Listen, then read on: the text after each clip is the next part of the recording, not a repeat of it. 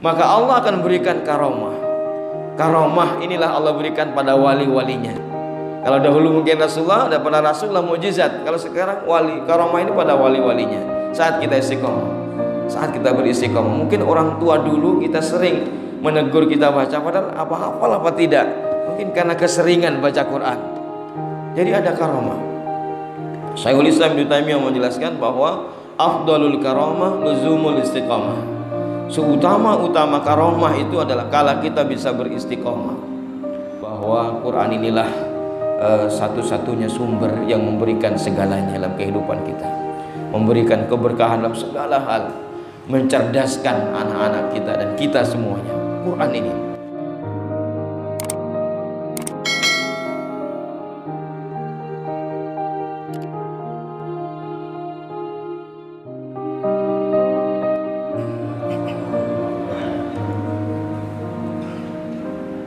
Alhamdulillahi Rabbil Alamin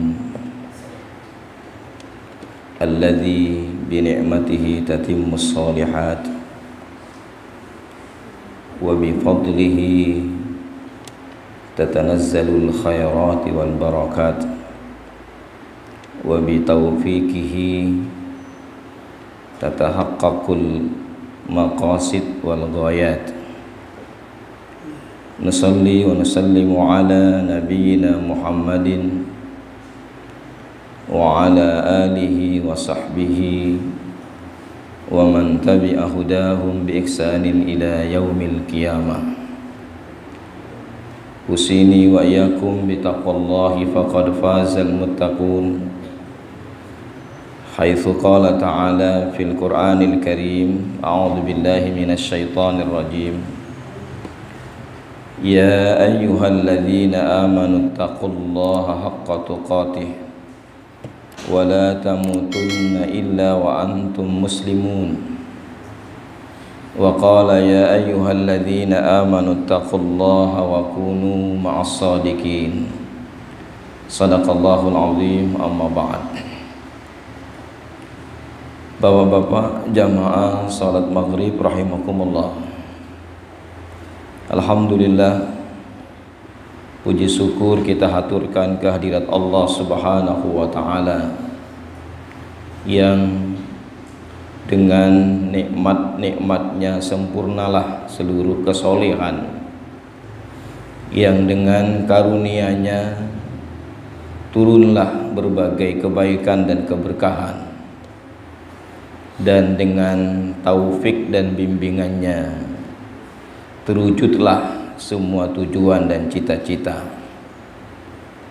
Kita bersyukur karena Allah dengan sifat Rahman dan Rahimnya hingga saat ini tidak pernah bosan memberikan kenikmatan kepada kita semuanya, baik nikmat kesehatan, kesempatan, dan berbagai nikmat dunia yang lain yang tidak akan pernah ada siapapun dan alat secanggih apapun yang bisa menghitung nikmat-nikmat Allah. Terlebih nikmat agung yang sedikit di antara manusia, di antara kita yang merasakan keagungannya, yaitu Allah masih memilih dan menetapkan kita sebagai hambanya yang punya iman. Sebuah nikmat yang memberikan jaminan kehidupan yang bahagia dan selamat dunia dan akhirat. Sebuah nikmat yang memberikan jaminan kelembutan, kerukunan, dan kebersamaan kita baik di dunia terlebih nanti di yaumil qiyamah. Salawat dan salam mudah-mudahan tersampaikan selalu kepada Rasulullah sallallahu alaihi wasallam, juga kepada segenap keluarga beliau, para sahabat, para tabi'in, dan seluruh umatnya yang senantiasa beristiqomah menjalankan syariat dan sunnah-sunnahnya, dan mudah-mudahan kita berada di dalamnya. Amin ya rabbal alamin. Para jamaah sekalian rahimakumullah, pada kesempatan yang mubarak ini insyaallah ingin rasanya kami menyampaikan satu hadis yang insya Allah cukup masyhur, satu pesan Rasulullah di masa-masa akhir kehidupannya. Beliau menyampaikan, taraktu fikum amrayni la in tamassaktum bihima lan tadillu abada, kitaballahi wa sunnata rasulih. Aku telah tinggalkan kepada kalian dua perkara yang jika kalian betul-betul berpegang teguh kepadanya, lan tadillu abada, kalian tidak akan sesat selama-lamanya, kalian tidak akan kebingungan selama-lamanya, kalian tidak akan berselisih selama-lamanya, kalian tidak akan berpecah belah selama-lamanya. Dua perkara itu adalah kitab Allah wa sunnata rasulih, kitab Allah dan sunnah rasulnya yang sahih. Jamaah sekalian rahimakumullah, kalau kita membaca sejarah kehidupan Rasulullah SAW dan kehidupan para nabi dan rasul sebelumnya, untuk Rasulullah Allah Subhanahu wa taala memberikan mukjizat. Yang pertama mukjizat kauniyah, yaitu Rasulullah bisa dengan izin Allah bulan terbelah menjadi dua. Makanan yang sedikit bisa cukup untuk sekian jumlah sahabat, susu yang sedikit juga bisa cukup untuk diminum sekian sahabat, dan lain-lain dari mukjizat-mukjizat kauniyah. Tapi mukjizat ini ketika Rasulullah sudah wafat berakhir pula lah mukjizat ini. Dan yang Allah berikan kepada Rasulullah yang luar biasa, yaitu berupa mukjizat Al-Qur'anul Karim. Al-Qur'an adalah al-mu'jizah al-khalidah hatta yaumil qiyamah. Al-Qur'an adalah mukjizat Rasulullah yang kekal hingga hari kiamat. Hingga nanti ketika di sore hari manusia pada waktu itu masih bisa membaca mushaf-mushaf bertuliskan kalam Allah ini, kemudian di subuh harinya mereka mau membuka mushaf Quran, ternyata sudah tinggal kertasnya, tidak ada lagi tulisan-tulisan kalam Allah ini. Jamaah sekalian rahimakumullah, ini sebagai bukti akhir bahwa ini adalah mukjizat khalidah, mukjizat yang kekal dan kalam Allah. Jamaah sekalian rahimakumullah, maka sedikit kami ingin ingatkan juga kepada, khususnya pada kita yang lagi sedang menghafal Quran misalnya, yang bergandeng banyak dengan mushaf. Banyak kita yang begitu mengintengkan bagaimana bersikap dan beradab dengan mushaf, sehingga ada yang mengatakan bahwa ini tulisan biasa, sehingga seakan-akan tidak perlu ada adab kepadanya. Jamaah sekalian rahimakumullah, ini muncul juga di tengah-tengah kehidupan kita, entah karena ketidaktahuannya atau memang begitulah kita beradab. Jamaah sekalian rahimakumullah, nah pada kesempatan ini kita ingin menguatkan bahwa Al-Quran adalah sebagai mukjizat. Kemudian bagi kita yang mau menghafalnya, tidak boleh ada ungkapan saya sulit menghafal, atau mungkin saya mudah sekali menghafal. Keduanya tidak boleh kita ungkapkan, karena kalau kita mengatakan sulit, maka akan banyak memicu kepada keputusasaan. Kalau kita mengatakan mudah, banyak mengantarkan kita kepada ketakaburan. Tapi pahamilah bahwa Quran Allah akan berikan kepada siapa saja yang dikehendaki. Hanya sekarang bagaimana menjadi orang yang dikehendaki itu. Jamaah sekalian rahimakumullah. Oleh sebab itu, ya mungkin bagi kita yang hari ini semangat untuk menghafal Quran, khususnya adik-adik ini, ya, bagaimana kita bisa termotivasi untuk menghafal Quran ini, dan tidak ada alasan untuk merasa sulit dan sebagainya. Lebih-lebih kita juga orang tua kadang-kadang sudah merasa banyak kerjaan dan sebagainya, lalu merasakan sangat sulit untuk mendapatkan prestasi bisa menghafal Quran. Ini ungkapan yang keliru. Kami akan paparkan di sini beberapa hal karena Quran itu sebuah mukjizat. Jamaah sekalian rahimakumullah, juga demikian bahwa ketika kita menghafal Quran harus punya otak yang IQ yang cerdas. Kalau bodoh-bodoh tidak bisa. Jamaah sekalian, ini bukan alasan. Jadi menghafal Quran bisa Allah berikan pada kita, pada siapa yang dikehendakinya, bukan karena semata-mata kecerdasan IQ kita. Dan Quran tidak Allah berikan pada kita karena kebodohan kita, lemahnya akal kita, tidak.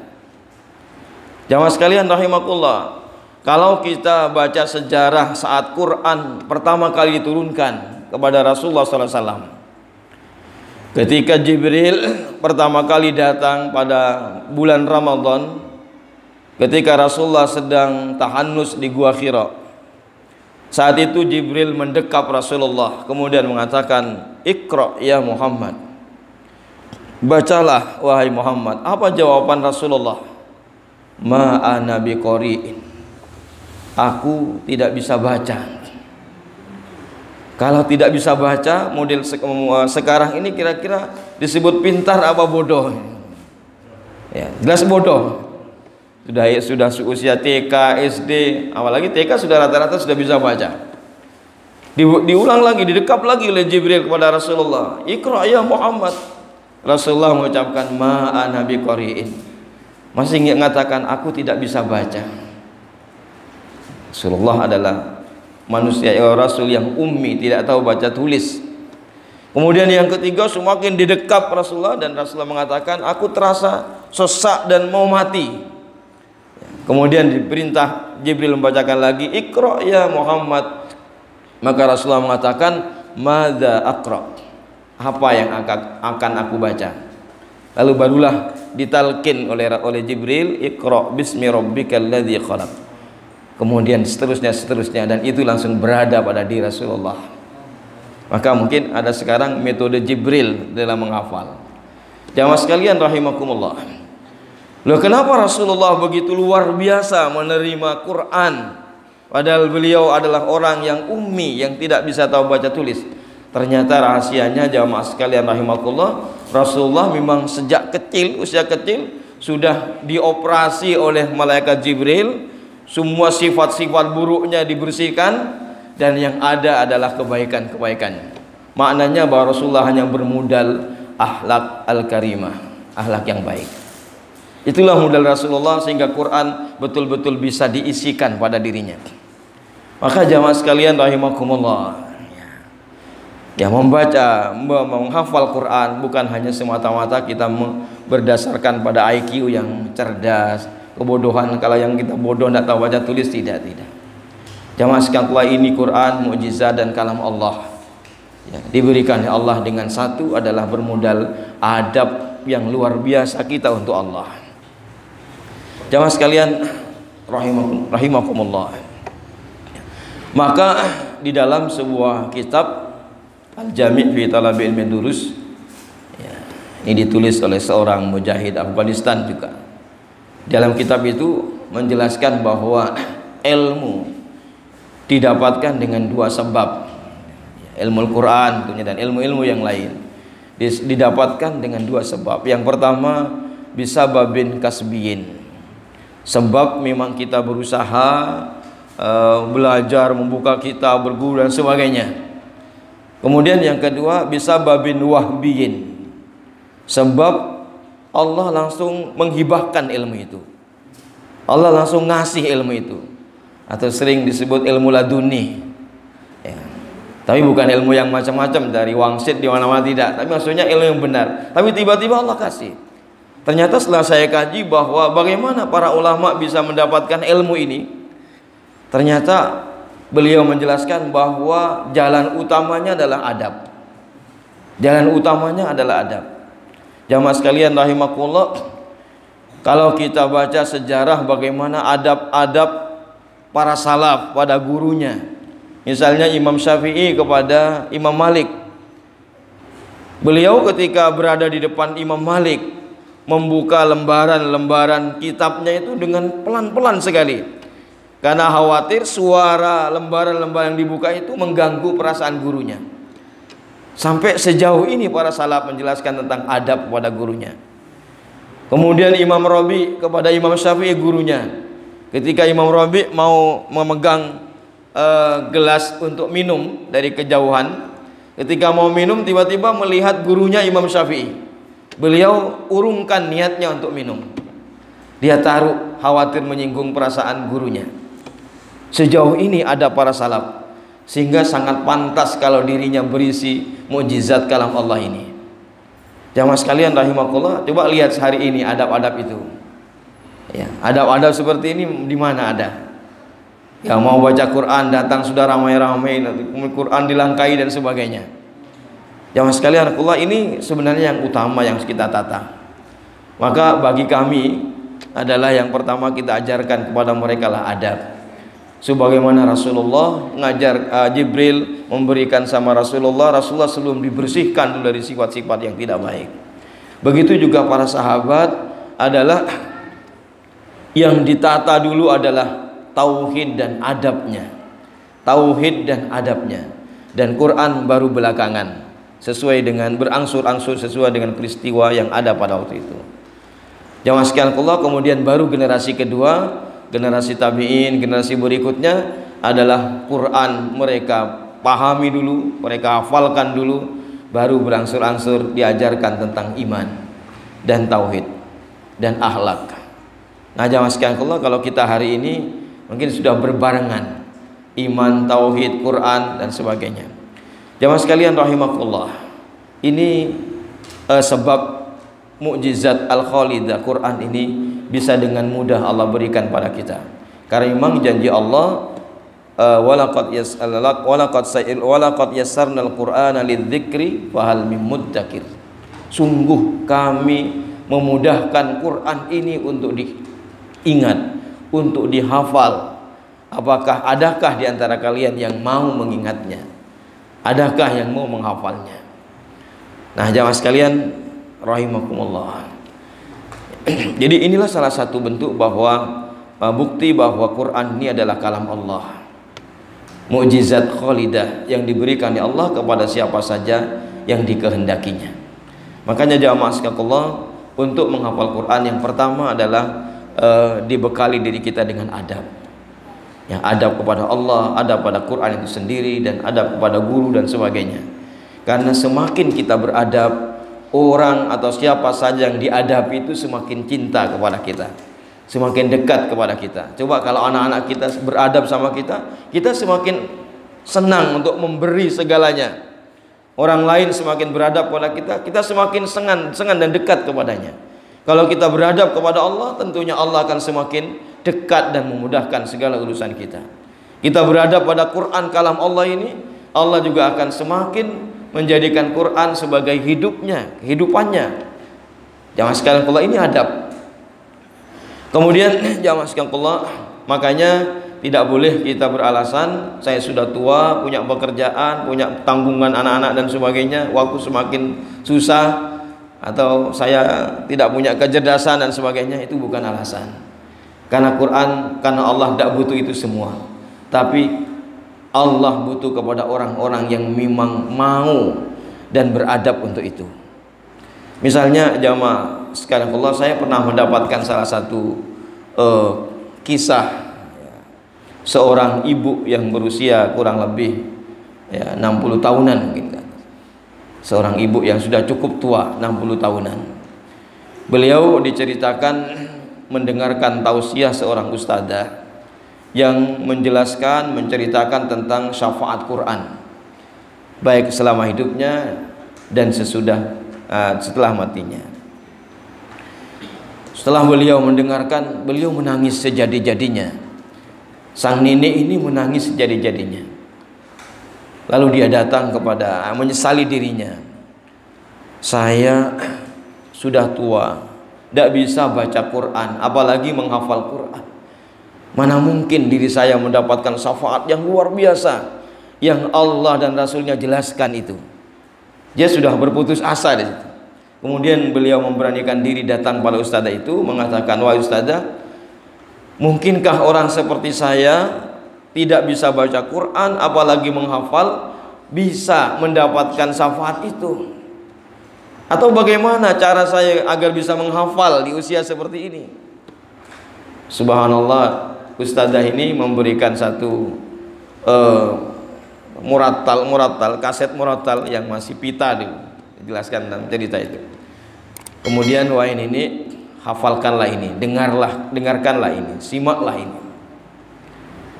Kemudian nenek ini dengan bangga, dengan bahagia mendapatkan solusi dari ustadzah ini. Lalu apa yang dilakukan nenek ini? Ternyata dua hal.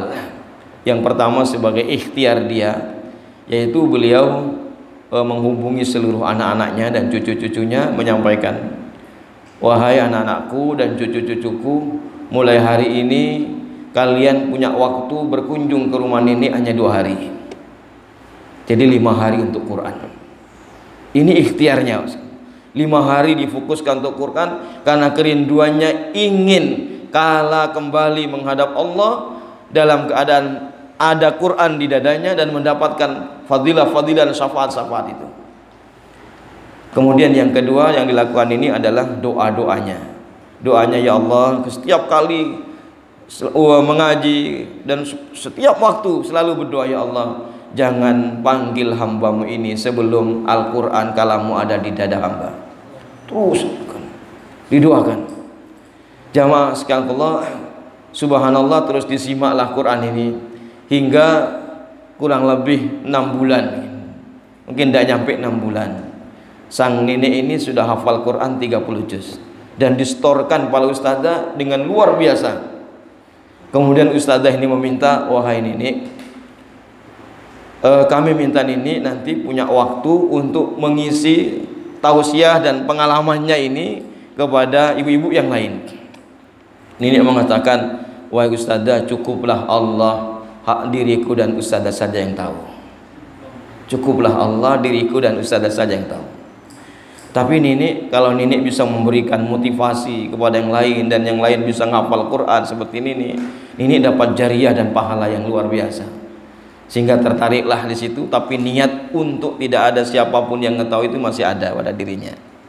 Sehingga pulanglah sang nenek pada saat acara itu digelar oleh ustadzah. Ternyata kemudian saat dipanggil sang nenek untuk menyampaikan, ternyata yang menghadap adalah putrinya.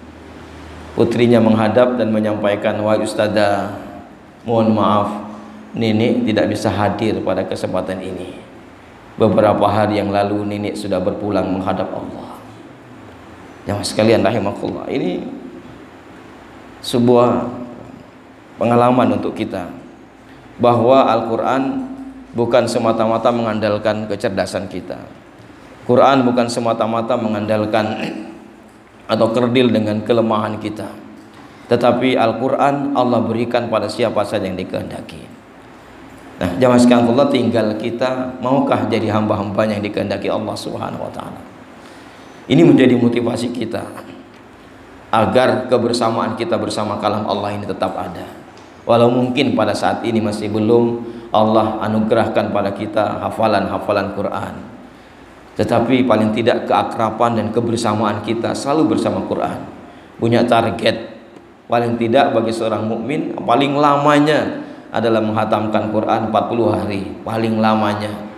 Artinya kalau lewat dari situ sudah galau kehidupan kita. Nah, jamaah sekalian rahimakumullah, karena di dalam hadisnya juga Rasulullah menjelaskan, al-mahir fil Quran, orang yang memang mahir di dalam Al-Quran, baca Quran, menghafalkannya mahir, memang Allah istimewakan, ma'asafaratil kiramil bararah. Dia akan bersama para malaikat. Dia memang akan digandeng bersama selalu para malaikat, baik di dunianya, di alam kuburnya, hingga nanti juga di yaumil qiyamah, selalu bersama malaikat. Tapi orang yang membaca Quran dan dia terbata-bata, sulit sekali bacaannya, itu tidak dientengkan oleh Rasulullah. Tapi falahu ajroni, kata Rasulullah, masih diberi pahala 2 pahala. Masih diberi pahala. Dia memaksa diri belajar Quran, terbata-bata, sulit sekali membacanya. Dia masih diberi 2 pahala oleh Allah. Pahala membacanya dan pahala kesungguhannya untuk bersama Quran, walaupun bacaannya terbata-bata tadi. Ini maknanya jamaah sekalian, tidak ada aib dari kita yang ingin bersama Quran, kendati belum hafal, tidak ada aib. Inilah adab bersama Quran.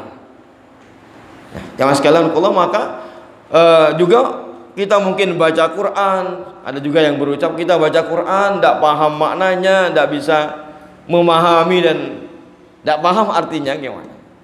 Apa mungkin kita bisa mendapatkan fadilah-fadilahnya itu? Sangat mungkin. Karena jamaah sekalian, membaca Quran 1 hurufnya sudah diberi pahala oleh Allah, dilipatkan sampai sekian.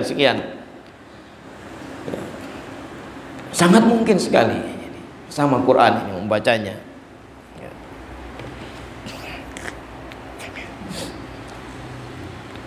Ya, ini kebersamaan kita bersama Quran ini, kebersamaan kita bersama kalam Allah.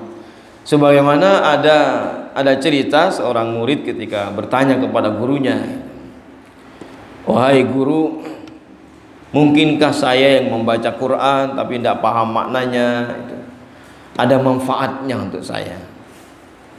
Kemudian sang guru ini memberi sebuah keranjang. Gurunya memberi sebuah keranjang lalu memerintahkan, "Wahai anakku, coba ambilkan air dari sana dan bawa ke sini." Pakai keranjang itu. Ya, kalau keranjang di sana bolong-bolong. Ya. Kemudian dia bawalah sesuai dengan perintah gurunya. Ya tentunya tidak bawa air sudah habis. Tidak bisa guru, ambil lagi. Lebih cepat lagi kamu bawa ke sini. Ya tidak bisa lagi. Lebih cepat lagi kamu. Lebih cepat lagi. Akhirnya tetap tidak bisa. Kemudian guru tetap tidak bisa. Saya sudah tercepat itu ngambilnya. Tapi apa jawab guru? "Wahai anakku, coba lihat keranjang ini. Apa yang terjadi sama keranjang ini?" "Ya lebih bersih ya guru." "Ya begitulah hatimu. Begitulah dirimu. Sering bersama Quran, sering baca Quran, paling tidak dirimu, hatimu akan lebih bersih daripada yang tidak pernah baca Quran."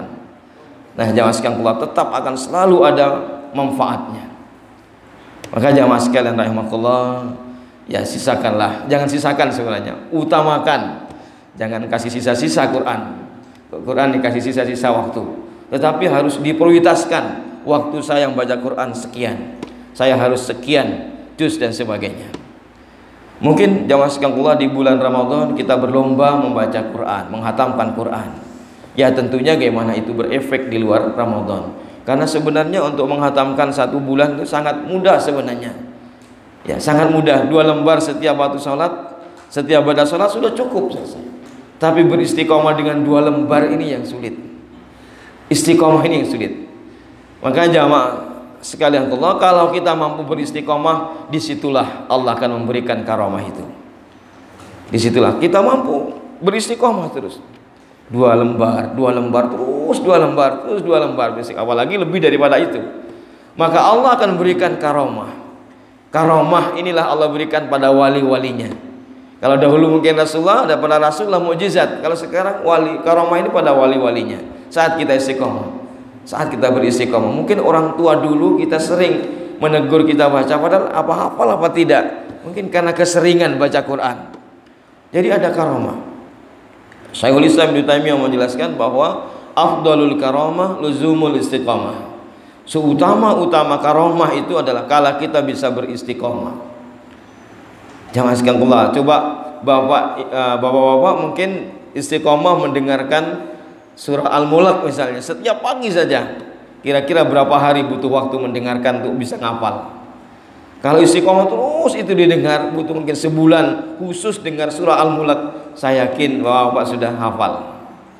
Keistiqomahan. Tapi beristiqomah ini yang sulit. Makanya jamaah sekalian Allah, kalau Rasulullah pernah menjelaskan istiqomah sholat jamaah, menghadiri sholat jamaah istiqomah selama 40 hari 40 malam, kata Rasulullah, tidak ketinggalan takbiratul ihramnya imam, itu Allah akan membebaskan, dicatat dari dua pembebasan. Bara'atun minan nifaq, dibebaskan dari kemunafikan. Nah, ini munafik ini yang berat. Kenifakan ini yang berat. Dan bara'atun minan nar, dan dibebaskan dari neraka. Itu kalau 40 hari 40 malam kita beristiqomah, tidak ketinggalan takbiratul ihram. Tapi pernah kita sampai 40 hari 5 waktu tidak pernah ketinggalan takbiratul ihram? Mungkin masih sulit juga. Ya. Ibarat minum obat hari ini, kalau obat TBC 6 bulan harus berturut-turut. Satu kelewatan harus diulang lagi dari awal. Nah, mungkin seperti itulah kalau kita mau mendapatkan dua pembebasan ini. Jadi kalau sudah 20 hari kok putus kita, maka ulang lagi dari awal. Tapi insya Allah akan lebih mudah. Jamaah sekalian, Allah dulu ada salah satu ikhwan kita ketika mendapatkan hadis ini, ya, tentang qiyamul lail, beliau beristiqamah, berusaha betul tidak ketinggalan qiyamul lailnya 1 malam hingga 40 hari itu. Beliau bercerita kepada kami ketika mendapatkan hadis ini, beliau antusias sekali untuk lakukan, betul-betul menjaga sehingga 40 malam betul-betul dia tanpa alpa pada jam yang sama. Subhanallah, yang beliau ceritakan kepada kita, maka seperti ada yang bangunkan terus, dan mimpi-mimpinya mimpi-mimpi yang indah-indah. Ini yang beliau rasakan. Nah, ini bagian daripada karamah. Artinya busra, kabar gembira yang diawalkan oleh Allah Subhanahu wa taala diberikan. Ya. Di dalam Al-Qur'an juga Allah menjelaskan tentang Rasul, Allah memerintahkan rasulnya untuk fabasyir ibad, berilah kabar gembira selalu kepada hamba-hambaku alladzina yastami'unal qaul wa yattabi'una ahsanah, yaitu orang-orang yang selalu mendengarkan perkataan-perkataan, mendengarkan firman-firman Allah dan mengikuti yang terbaik. Ikuti yang terbaik, ahsana, yang ikhlas, penuh keikhlasan dan sesuai dengan tuntunan Rasulullah sallallahu alaihi wasallam. Nah, jamaah sekalian rahimakumullah, begitu luar biasa sebenarnya mensikapi tentang Al-Qur'an ini. Jadi setelah ini tidak ada lagi satu pantangan kepada kita untuk tidak membaca Quran atau merasa berat untuk menghafal Quran, selama kita masih ada upaya dan usaha untuk menghafalnya. Insya Allah niat kita, usaha kita akan dinilai oleh Allah Subhanahu wa taala. Inilah bagian dari adab-adab untuk bisa mendapatkan kemuliaan, keberkahan daripada Al-Quran. Jamaah sekalian rahimakumullah, dan saya yakin sekali bahwa Quran inilah satu-satunya sumber yang memberikan segalanya dalam kehidupan kita, memberikan keberkahan dalam segala hal, mencerdaskan anak-anak kita dan kita semuanya. Quran ini mencerdaskan, walau tidak harus kuliah mungkin ke negeri Cina, ke sana. Kalau negeri Cina utlubul ilma wala bisin, walaupun hadis bukan hadis ya. Tetapi insya Allah dengan Quran Allah akan memberikan kecerdasan. Maka dalam kurikulum hidup kita yang pertama harusnya Quran. Jangan taruh di program ekstra ini Quran. Quran itu harus program utama dalam hidup. Kalau dalam lembaga harus program utama dalam hidup, tidak boleh yang lain. Kalau lain boleh tidak dilakukan, tapi Quran adalah harus menjadi materi pertama. Maka jamaah sekalian rahimakumullah, Imam Syafi'i di usia belum genap 7 tahun sudah hafal Quran. Imam Bukhari dan imam-imam para salaf adalah masa-masa kecilnya sudah menghafal Al-Quran. Tapi itu semua adalah dengan segala bentuk adab-adab yang dijaga untuk mereka. Nah, Imam Bukhari misalnya, jamaah sekalian, yang lahir buta itu luar biasa. Ibunya yang memberikan bimbingan-bimbingan. Imam Bukhari, Imam Syafi'i usia masih bayi kecil sudah ditinggal oleh bapaknya, tidak bertemu dengan bapaknya. Ibunya yang luar biasa. Makanya ibu kita adalah orang yang paling berharga untuk kita sebenarnya. Orang yang paling pertama harus dihargai, yang dihormati oleh kita. Karena banyak di belakang para wanita itulah para ulama lahir. Ya, termasuk Imam Syafi'i ini. Nah, jamaah sekalian rahimakumullah. Tapi kalau makanya pada masa sekarang ini kalau kita bisa memilih, kalau harus mati duluan lebih baik bapak dulu yang mati, jangan ibu. Ya, karena biasanya banyak terlantar. Ya, kalau ibu yang mati dulu, bapaknya sudah tidak mikir kita sebagai anaknya, cari yang lain. Tapi, nah, bapak sekalian Allah seperti itu biasanya, biasanya seperti itu. Tapi kalau bapak yang mati, insya Allah ibu masih telaten menurut kita. Ya, sebagaimana para salaf itu. Kecuali ibu-ibu yang tidak dirahmati. Ya, yang sekalian rahimakumullah, mungkin demikian yang kita sampaikan pada kuliah maghrib ini. Mudah-mudahan beri manfaat, dan pada adik-adik sekalian, ya mumpung masih belia dan menghafal di usia kecil akan lebih, ya secara akal akan lebih dimudahkan oleh Allah Subhanahu wa taala. Maka bersemangatlah mumpung masih tidak banyak persoalan-persoalan hidup untuk menghafal Quran. Dan anak-anak kita mulai kecil khususkan dengan Quran saja. Jangan di yang lain-lain dulu, khususkan Quran saja. Biar memori otaknya berisi Quran saja yang pertama. Setelah itu insya Allah Allah akan berikan kemudahan-kemudahan bagi yang lain. Ini pengalaman kami sendiri untuk mengantarkan anak-anak menjadi, ya untuk dalam menghafal Quran. Jadi motivasi untuk seperti ini. Dan jangan lupa ya bahwa Allah yang utama adalah doa. Ini doa ini kadang-kadang kita orang tua lupa mendoakan anak-anaknya. Tinggal kita titip pada lembaga yang sudah mungkin favorit, sudah dianggap bagus, tapi kita lupa mendoakan anak-anaknya. Doa ini yang utama. Doa ini harus selalu untuk anak-anaknya. Saya pernah bertemu dengan guru saya, dokter, seorang dokter, punya anak cerdas, punya anak 2 kembar, cerdasnya luar biasa. Waktu kami masih di pondok, anak ini masih kecil, sering kencing di masjid juga gitu. Pas kemarin kami tahun berapa itu ke Iskarima, ternyata 2 anak ini di wisuda, semuanya hafid 30 juz dan ranking 1-2. Ranking 1-2. Subhanallah. Saya ketemu beliau, ternyata ustadz saya yang sudah lama tidak ketemu. Ya, seorang dokter. Saya tanya, "Ustadz, ini ternyata fulan dan fulan yang dulu sering saya angkat-angkat di pondok." Oh iya gitu. Akhirnya beliau cerita, saya tanyakan, "Gimana Ustadz punya resep mendidik putranya seperti ini?" Tidak ada yang istimewa. Hanya 2 hal katanya. Yang pertama, ihtimam saya katanya. Jadi saya perhatian sama anak saya. Anak saya berbuat tidak bagus, langsung saya tegur. Langsung di situ saya ingatkan, tidak boleh tertunda. Kemudian yang kedua, doa. Saya sepanjang waktu kalau mau makan tidak hanya doa mau makan, tapi ingat sama anak saya, doakan anak saya. Habis makan saya tidak hanya ingat doa habis makan, tapi ingat anak saya. Saya doakan anak saya. Saya bayangkan anak saya adalah qurrata ayun saya. Doa istimewa Ustaz mungkin ada khusus, saya bilang. Tidak ada yang khusus. Antum sudah hafal mungkin. Rabbana hab lana min azwajina wa dzurriyyatina qurrata a'yun waj'alna lil muttaqin, itu saja. Tetapi harus tulus dan betul-betul berhusnudzon bahwa Allah akan berikan yang terbaik dan mengabulkan doa ini, dan anak-anak yang terbaik, dan betul-betul jadi qurrata a'yun. Ini doa. Ya, kadang-kadang kalau saya sampaikan seperti ini, banyak bapak-bapak yang merasakan, "Oh iya, saya jarang berdoa untuk anak saya." Ya inilah Bapak sekalian, maka jangan sampai lepas dari doa untuk anak-anak kita ini. Ya, demikian. Subhanakallahumma bihamdika asyhadu an la ilaha illa anta astaghfiruka wa atubu ilaik. Alhamdulillahirabbil alamin. Assalamualaikum warahmatullahi wabarakatuh.